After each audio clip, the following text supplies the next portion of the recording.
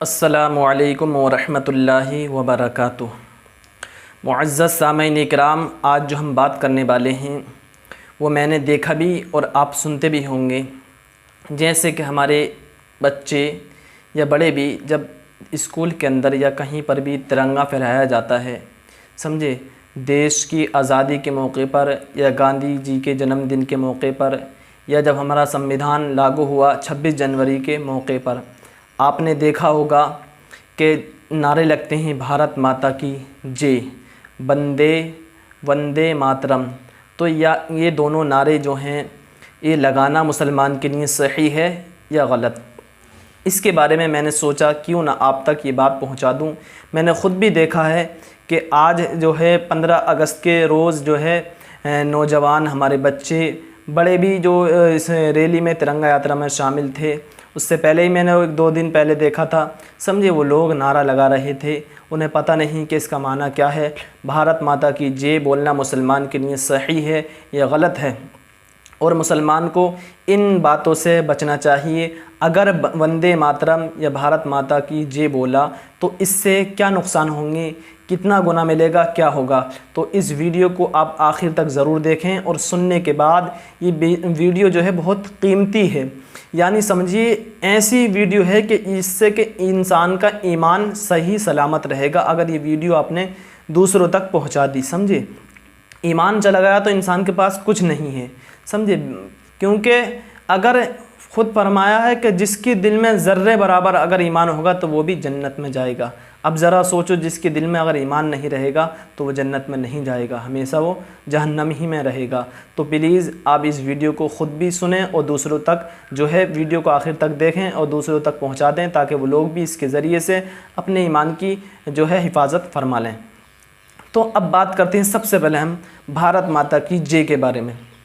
देखिए, भारत माता की जय के बारे में आप जब गूगल पर सर्च करेंगे भारत माता की जय, तो इसका जो माना निकल कर आता है ये देवी देवताओं के लिए ख़ास है।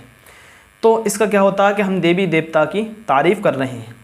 समझे, तो मुसलमान जो है सिर्फ़ और सिर्फ तारीफ़ और इबादत जो करता है, सिर्फ एक रब की इबादत करता है। जिसने सारी कायनात को पैदा किया वो एक रब है, हमेशा से है, हमेशा रहेगा। ना इसकी कोई औलाद है, ना वो किसी की औलाद है, ना वो सोता है, ना वो पीता है, ना खाता है, ना वो जागता है, ना उसे कभी ऊँघ आती है, याद रहे। तो अब ज़रा सोचो, हम भारत माता की जय बोलते हैं तो इसका माना क्या होता है, एक देवी देवता की हम तारीफ़ कर रहे हैं। ठीक, फिर दूसरी बात जो है वंदे मातरम, इसका माना क्या आता है कि ज़मीन हम तेरी इबादत करते हैं, हम तुझे पूजते हैं। अब ज़रा सोचो, मुसलमान सिर्फ़ और सिर्फ किसकी इबादत करता है, अल्लाह की इबादत करता है, जिसने हमें और आपको बल्कि सारी कायनात को पैदा फरमाया। अगर वो चाहे, समझे, तो पल भर में क्या से क्या कर दे। समझे, जब वो चाहे जब बारिश हम पर बरसाएगा अपनी रहमत की, जब वो चाहे जब वो कर सकता है। उसके करने में ना करने में किसी बंदे का कोई दखल नहीं है। तो समझिए, अब वंदे मातरम और भारत माता की जय बोलने के बारे में मैंने बता दिया इसके माना क्या हैं। अब जो है इसके बारे में हुक्म क्या किया गया, क्या अल्लामा ने, जो मौलाना लोग थे, उन्होंने क्या लिखा है, इसके बारे में हम थोड़ी सी बात कर लेते हैं। समझिएगा, तो देखिए फतावा शारह बुखारी के मैं, समझिए, अल्लामा शरीफुल हक अमजदी फरमाते हैं कि भारत माता की जय बोलने वाला, समझे, वो काफिर है। समझिए, जिसने अगर भारत माता की जय बोला वो ईमान से खारिज हो गया, वो काफिर हो गया। समझिए, इसी तरह और मुशरिक हो गया, वंदे मातरम कहने वाला भी मुशरिक हो गया। तो खुदारा, अब ज़रा सोचो, हमें और आपको या आपके बच्चों को बिल्कुल भी इस बारे में कुछ पता नहीं है। वो सीधे साधे भोले भाले बच्चे हमारे जो हैं ऐसे नारे लगाते फिरते हैं। तो समझिए क्या फरमाते हैं कि वो शख्स जिसने भारत माता की जय बोला या वंदे मातरम कहा वो ईमान से निकल गया, वो मुशरिक हो गया, काफिर हो गया। अगर वो ऐसा शख्स, समझे, शादीशुदा है तो उसका निकाह भी टूट गया। तो अब उसे चाहिए कि वो तजदीद ईमान करे, और जो है शादीशुदा है तो फिर नए महर के साथ नए गवाहों की मौजूदगी में अपनी बीवी से दोबारा निकाह करे।